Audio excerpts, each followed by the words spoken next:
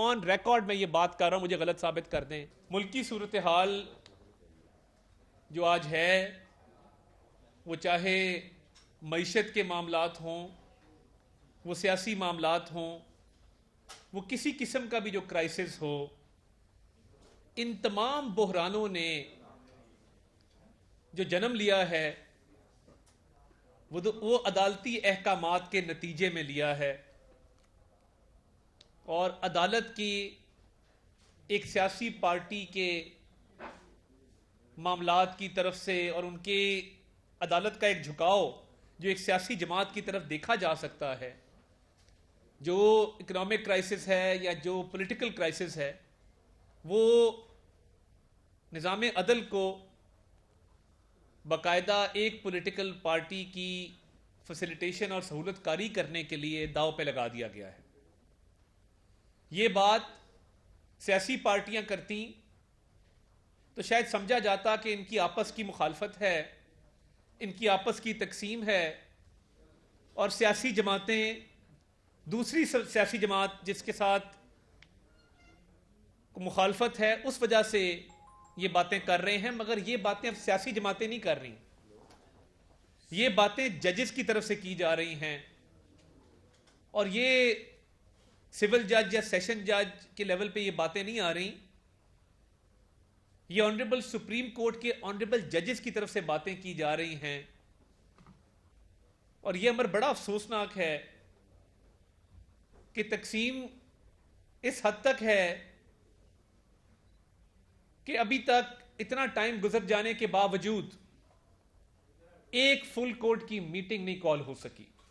चाहिए तो यह था कि एक फुल कोर्ट की मीटिंग कॉल होती, कौम को एक पैगाम दिया जाता कि पूरी सुप्रीम कोर्ट मुत्तहिद है, किसी किस्म की तकसीम नहीं है, आपस में हमांगी है और कानूनी और आईनी मामलात के ऊपर इख्तिलाफ राय नहीं पाया जाता, तो यह भाम दूर हो जाता। मगर अब तक वो जो 4-3 और 3-2 की डिबेट है, कौम उससे नहीं निकल पाई। और स्पेशली कल जब जस्टिस अतहर मिनल्लाह, जिनके बारे में इमरान खान साहब फरमाते हैं कि इनका हर फैसला बहुत अच्छा फैसला होता है, इनके हर फैसले को मानना चाहिए, और उनकी तारीफ करते नहीं थकते। और उनके क्लिप्स आप सोशल मीडिया पे देख लें, इमरान खान साहब के क्या तासुरात हैं जस्टिस अतहर मिनल्लाह के बारे में, और उनकी ईमानदारी की, उनकी फर्शनासी की वो गवाहियां देते रहे हैं। तो वो एक ऐसी पर्सनैलिटी हैं जो अक्रॉस द बोर्ड लोग उनकी इज्जत तकरीम करते हैं। कल जब उनका इख्तलाफी नोट आया तो मैं ये भी समझता हूं अपनी दानिश में कि उन्होंने चीफ जस्टिस साहब के हवाले से बहुत सारे सवाल उठाए हैं, और जो बड़े अहम और बड़े गौर तलब सवालात हैं। सबसे पहली बात इसमें यह है कि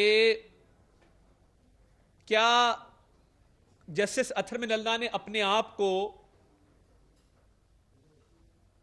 5 रुकनी बेंच से अलहदा किया था कि नहीं किया था? जो 7 रुकनी बेंच से शुरू हुआ उससे अलहदा किया कि नहीं किया? वो ये कहते हैं कि ना मैंने अपने आप को बेंच से अलहदा किया, ना मैंने केस सुनने से माजरत की। अब लगता यह है कि क्योंकि वो 4-3 का फैसला लग रहा था जिस तरफ बात जा रही है, तो अतहर मिनल्लाह साहब को उस बेंच से आउट रखा गया। ये बहुत बड़ा इल्जाम है, बहुत बड़ी चार्जशीट है जो कानूनी माहिरीन हैं इस पे अपनी राय दे रहे हैं कि जस्टिस अतहर मिनल्लाह को उस बेंच से अलहदा किया गया बगैर किसी वजह के। बेंच एक दफा कॉन्स्टिट्यूट हो जाए तो उसकी एक ही सूरत है कि या जज माजरत कर ले या कोई नया बेंच तश्कील दिया जाए। जब तक वो बेंच चलता रहेगा आप किसी जज को उससे डिसएसोसिएट नहीं कर सकते जब तक वो कानूनी लैंग्वेज में खुद रिक्यूज ना करे। अब ये बड़ी अजीब बात है कि उनको इस बेंच का हिस्सा क्यों नहीं बनाया गया। अब उन्होंने बहुत सारी बातें की हैं आर्टिकल 184(3) के हवाले से कि सुओ मोटो या ओरिजिनल जुरिस्डिक्शन कब एक्सरसाइज हो सकती है। वो तब हो सकती है, ये मार्जिनलाइज ग्रुप्स के लिए है, ये पिसे हुए तबकों के लिए है, ये उन तबकात के लिए है जिनका माशरे में इस्तेसाल हो रहा हो। ये उनको बचाने के लिए आइन में एक प्रोटेक्शन रखी गई थी, आइन में उनको तहफ़्फ़ुज़ दिया गया था कि कोई गरीब आबादी है कोई एक ऐसी अकलियत है जिसको अपने हकूक के तहफ़्फ़ुज़ की ज़रूरत है, तो डायरेक्टली सुप्रीम कोर्ट उसमें इंटरवीन करे। मगर अफसोस की बात यह है कि ये जुरिस्डिक्शन सुओ मोटो की आर्टिकल 184(3) की इस्तेमाल की जाती है ताकतवर लोगों के लिए, सियासी मामलात में मुदाखलत के लिए। देखिए, जुडिशियल एक्टिविज्म इस मुल्क में शुरू हुआ लॉयर्स मूवमेंट के नतीजे में, एक अच्छी चीज थी, मगर यह जुडिशियल एक्टिविज्म अब जुडिशियल इंटरफेरेंस में तब्दील हो चुका है। यानी अब बाकायदा पार्लियामान के मामलात में, सियासी पार्टियों के मामलात में अदालती मुदाखलत की जो टर्म है वो आ गई है। और कल अतर मिनल्ला साहब ने यह कहा कि पॉलिटिशियंस इन जुडिशियल रोब्स, यानी वो जो गाउन एक पहनते हैं जज साहबान, वो जज का होना चाहिए। उस गाउन के नीचे कोई सियासतदान नहीं होना चाहिए। और सियासी इख्तलाफात, सियासी तनाज़े, उसमें कोर्ट की इंटरफेरेंस नहीं होनी चाहिए। उन्होंने उस असेंबली के डिसोल्यूशन का भी जिक्र किया। देखिए, ये एक बहुत बड़ी एक साजिश हुई है इस मुल्क में, जिसके तहत पहले कौमी असेंबली को कैसे तोड़ा गया कि जब के तहरीक अदम एतमाद आ चुकी थी, आइन कहता है कि तहरीक अदम एतमाद के होते हुए असेंबली को नहीं तोड़ा जा सकता। डिप्टी स्पीकर ने गैर आइनी फेल किया। अब उसके बाद 63A जो ये वाजे करता है कि कोई भी ऐसा रुकने असेंबली जो अपनी पार्टी के सरबराह की मंशा के खिलाफ वोट डालेगा वो डी-सीट होगा।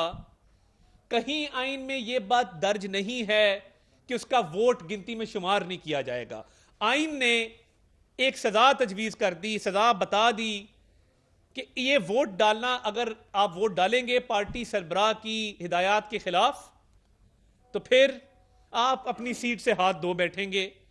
ये नहीं लिखा हुआ कि आपका वोट गिनती में शुमार नहीं किया जाएगा। ये कैसा गुनाह है कि ये गुनाह सरजद भी ना हो और उस गुनाह की सजा भी दे दी जाए, क्योंकि एक तासुर यह है कि एक सियासी जमात को इसका फायदा पहुंचाना मकसूद था। अब 63A में बड़ा क्लियर है, जितने भी खत लिखे गए कौमी और सूबाई असेंबली के मुनहरिफ अराकीन को, वो पार्टी के सेक्रेटरी जनरल की तरफ से लिखे गए। ऑन रिकॉर्ड में ये बात कर रहा हूं, मुझे गलत साबित कर दें। असद उमर ने वो खत लिखे। मुझे बता देना कि पंजाब की पार्लियामानी पार्टी का इजलास कब बुलाया गया या शो कॉज कब इशू किया है पार्लियामानी पार्टी के हेड ने या पार्लियामानी पार्टी ने। ये इमरान खान की सहूलतकारी हुई कि उसको इतना डांटला है, चले उसकी चोरी चकारी पे कोर्टों का एक नरम व्यू है कि तोशाखाना का ट्रायल नहीं चलता, उसकी इदारों के खिलाफ हर्जा सराई पे एक नरम व्यू है कि कोई बात नहीं, ये फौज के इदारे को बुरा भला कहता है, कैंपेनें चलाता है, चले ठीक है, आपका एक नरम व्यू अदलिया का मान लिया। अदालतें एक सॉफ्ट कॉर्नर उसके हवाले से रखती हैं और उसकी सहूलतकारी जारी है, वो चोरी करे चकारी करे, मगर कम अज कम उसके लाड में, उसके प्यार में आइन को दोबारा तो नहीं लिखना था। अपने हाथ जोड़ के आपसे गुजारिश है कि वो लाडला जरूर होगा कि उसकी चोरी डकैती, उसके मामलात को आप पसे पर्दा डाल दें, मगर इतना लाडला तो नहीं था कि एक मुकद्दस किताब है आइन की, उसको इस लाडले की खातिर आपने दोबारा असर नौ लिखा ताकि उसकी पंजाब में हुकूमत कायम हो सके। और हमने होते देखा, ये कोई बफरूजे की बात नहीं है। आपने कहा कि पार्लियामानी पार्टी का हेड जो है वो फैसला करेगा, उसकी भी हिदायत नहीं। आपने हमारे लोगों को डी-सीट भी किया और उनके वोट भी गिनती में शुमार नहीं किए। बता दें आइन में कहां लिखा है कि वोट गिनती में शुमार नहीं होंगे। ये इतना बड़ा जुल्म है, ये इतनी बड़ी ज्यादती है कि ये शायद पाकिस्तान की तारीख में कभी नहीं हुई। ये एक, जिस तरह जुल्फिकार अली भुट्टो साहब का जुडिशियल मर्डर था और वो 4 अप्रैल को आपने देखा कि उसी दिन अदालत ने ये ऑर्डर भी दिया, तो जब ये तारीख लिखी जाएगी और स्याह बाब लिखे जाएंगे अदलिया के किरदार के, उसमें ये आइन को असर नौ लिखना भी लिखा जाएगा। और इस पे बात नहीं रुकी। फिर जब चौधरी शुजात साहब की चिट्ठी आती है और वो बतौर पार्टी हेड अपने अराकीन को कहते हैं कि आप लोगों ने हमजा शहबाज को वोट डालना है, तो आइन दोबारा लिखा जाता है और कहा जाता है नहीं, ये पार्लियामानी पार्टी डिसाइड करेगी, पार्टी हेड डिक्टेटर होता है। अगर पार्टी हेड डिक्टेटर होता है तो फिर लोग ये कह रहे हैं कि चीफ जस्टिस क्या होता है। रूल्स ये कहते हैं कि he is one among equals, यानी वो बहुत सारे लोगों में बराबरी की सतह में एक शख्स है। सीनियरिटी की वजह से उसको चीफ जस्टिस का ओहदा दिया जाता है। इसका यह मतलब नहीं है कि वो मादर पिदर आजाद है कि मर्जी के बेंचेस बनाए, किसी से मशवरा ना करे, कोर्ट को तकसीम करें और आइन को असर नौ किसी एक पॉलिटिकल पार्टी की सहूलतकारी में लिखें। यह मुमकिन नहीं है। आइन को 2 दफा आपने रीराइट कर दिया और पंजाब में हुकूमत बना दी। आज जो इलेक्शन पे आप फैसला कर रहे हैं और यकतरफा फैसला कर रहे हैं, इलेक्शन से हम अल्लाह का शुक्र है ना भागने वाले थे ना भागेंगे। हमारे तो मरियम नवाज शरीफ साहिबा खुडिया में इतना बड़ा जलसा कर लेती हैं जो आप मीनार पाकिस्तान में नहीं कर पाए थे, और हमारा अवामी राब्ता मुहिम भी जारी है, तंजीम के हवाले से भी मामलात जारी हैं।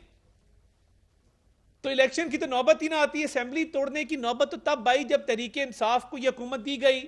और मुझे यह लगता है कि कहीं ना कहीं कुछ साजबाज ऐसी है कि जिद है कि अपने होते हुए इलेक्शन करवाने। भाई क्यों?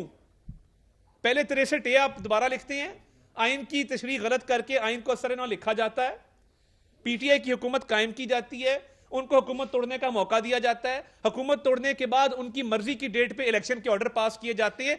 जज पे जज कह रहा है कि सर आपने प्रोसीजर फॉलो नहीं किया, आपकी जुरिस्डिक्शन नहीं बनती, हाई कोर्ट को फैसला करने दें, आप गलत कर रहे हैं। एक के बाद एक जज बेंच से उठता गया, मगर 3 रुकनी बेंच जिद पे अड़ा था कि हमने इमरान खान की मर्जी की इलेक्शन की डेट देनी है। तो ये कोई एक वाकया नहीं है, ये पूरी फहरिस्त है एक वाकयात की कि किस तरह एक पॉलिटिकल पार्टी की सहूलतकारी की गई और एक पॉलिटिकल पार्टी को फायदा देने के लिए आइन को तब्दील करके और आइन को तब्दील करने के बाद एक जुडिशल ऑर्डर उसके हक में दिए गए। तो मेरा तो ये मुतालबा है बड़ा क्लियर कि इन सारे मामलात को देखते हुए चीफ जस्टिस ऑफ पाकिस्तान को फिलफौर मुस्ताफी हो जाना चाहिए।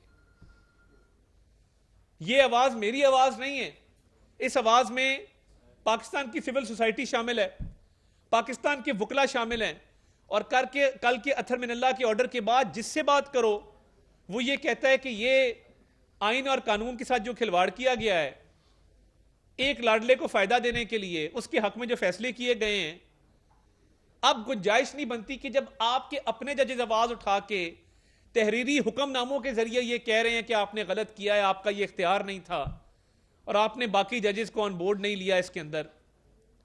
तो ये तकसीम आप चाहते तो खत्म कर देते, फुल कोर्ट की तश्कील कर देते, आज ये बहरान पैदा ही ना होता। आपने बाकी जज साहबान को इस काबिल ही नहीं समझा कि उनको अपने साथ बिठाया जाए।